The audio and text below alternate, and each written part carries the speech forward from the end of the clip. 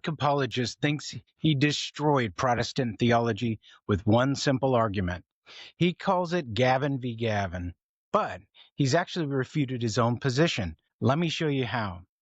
Cameron Bertuzzi says Protestant scholar, as you may know, Gavin Ortlund, contradicts himself. The claim, if fallible humans can recognize the biblical canon, then fallible humans can recognize infallible tradition. So Sola Scriptura is dead.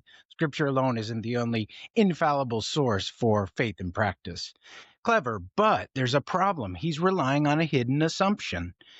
Cameron assumes this equation. If apostolic tradition survived, it must be infallible, and therefore it equals Scripture. But wait, like when John says that Jesus did countless unrecorded things, were they true? Yes. Can we identify those things today? No. That's the difference between something being true and spoken versus being able to identify it now. And Cameron conflates these categories. Here's where Cameron accidentally refutes himself. He says we have very, very good historical evidence for apostolic traditions, good enough to know they're infallible.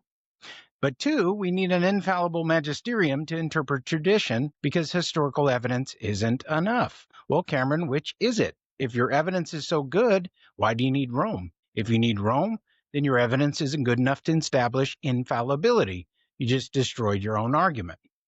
Now, Scripture literally says that it's God-breathed. And when Clement writes about church practice, does he say, Peter told me this verbatim as infallible doctrine?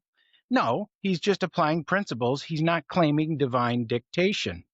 Now, this isn't special pleading. It's recognizing that different texts make fundamentally different claims about themselves. And historically, this is borne out. The historical, like Basil, Irenaeus, 3 centuries of Christians, they had tradition, but they subordinated it to Scripture. So there's no Gavin versus Gavin argument. There's just Cameron importing Catholic assumptions into Protestant theology and then claiming contradiction when they don't fit. Gavin's own position is what Protestants have held for 500 years. Tradition survived, it's just not infallible.